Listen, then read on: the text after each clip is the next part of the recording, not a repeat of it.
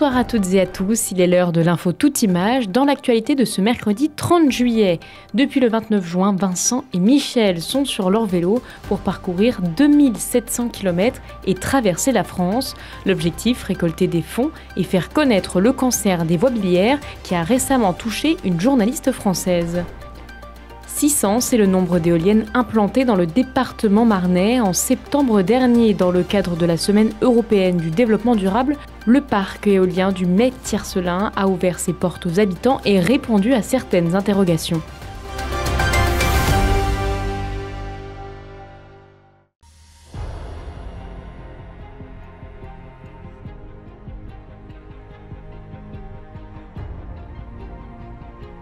Ils sont sur la dernière ligne droite.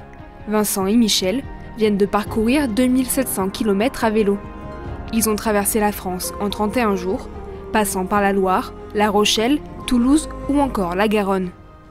Un périple qui se présentait à la base comme un simple voyage entre copains et qui est devenu bien plus avec le temps. Tout simplement parce qu'on aime le vélo, et puis l'aventure, les rencontres.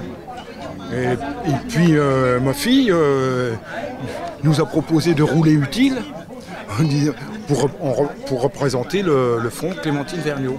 C'est un cancer qui atteint les jeunes qui sont sains, qui ne fument pas, qui ne boivent pas et qui malgré tout sont atteints quand même. Donc les scientifiques se posent des questions et cherchent. 37 kilos d'affaires sur leur bolide, leur pointe chaussée, un maillot sur le dos. Les deux copains ont adopté une allure de 22 km/h tout au long du trajet pour le fonds Clémentine Vergniaud.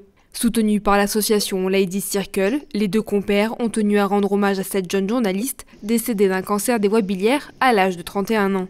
Ce cancer, rare et foudroyant, est souvent méconnu du grand public et peu diagnostiqué correctement par les médecins. On a perdu quelqu'un dans notre famille d'un cancer des voies biliaires, mais qui était âgé.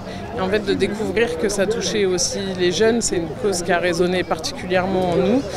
Et on s'est reconnu en fait dans les objectifs du fonds, c'est-à-dire de pouvoir améliorer le diagnostic, parce qu'aujourd'hui, quand les symptômes sont repérés, on a trop souvent les malades qui sont renvoyés à un aspect psychologique. Donc le fonds, il a pour objectif de lutter contre ça, de promouvoir la recherche pour améliorer le diagnostic et trouver un traitement. Alors, dans les derniers kilomètres, les deux cyclistes sont rejoints par leurs confrères du club de cyclisme de Vitry-le-François. Un boost pour le moral après ce long périple. Quand les conditions climatiques sont là, sont optimales, il n'y a pas de problème. Bon, on a rencontré des orages. Le plus difficile, c'est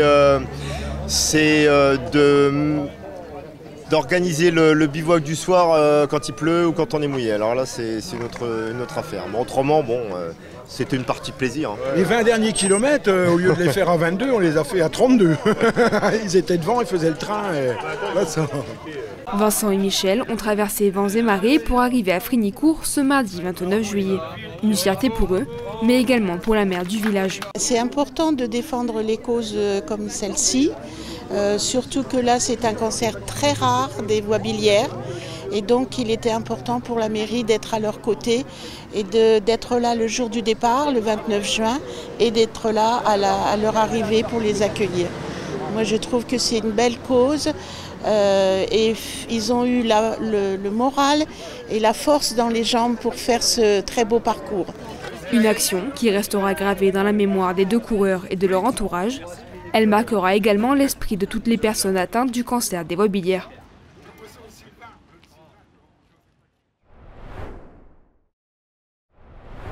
Et voici notre chiffre du jour, moins 5,9%. C'est la baisse enregistrée ce trimestre pour les demandeurs d'emploi sans activité dans le Grand Est. Cela représente plus de 15 000 personnes de moins inscrites en catégorie A à France Travail, une dynamique encourageante pour la région.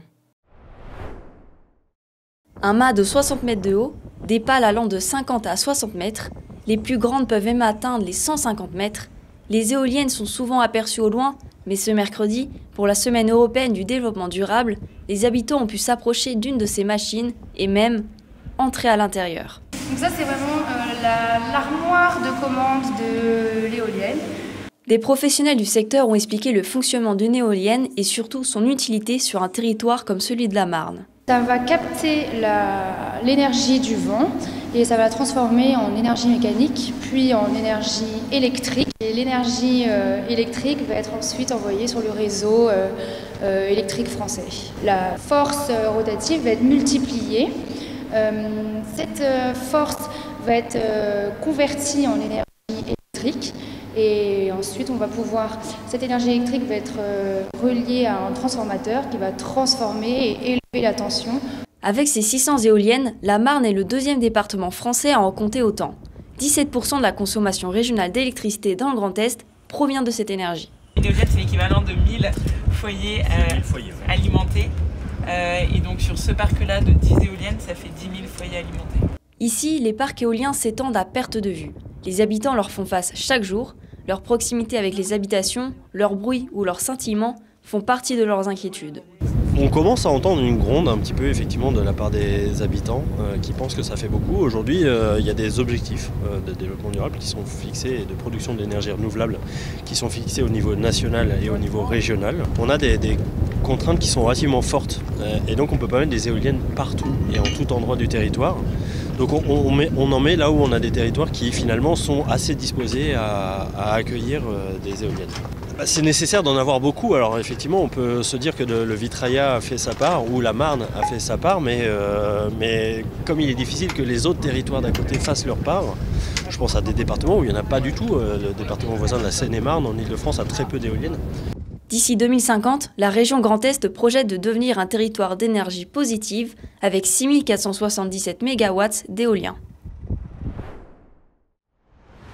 C'est la fin de cette édition, on se quitte sur ces images du moulin de la fleuristerie situé à Orge en Haute-Marne. Ses propriétaires perpétuent un art rare, la création de fleurs artificielles destinées à la haute couture et au spectacle.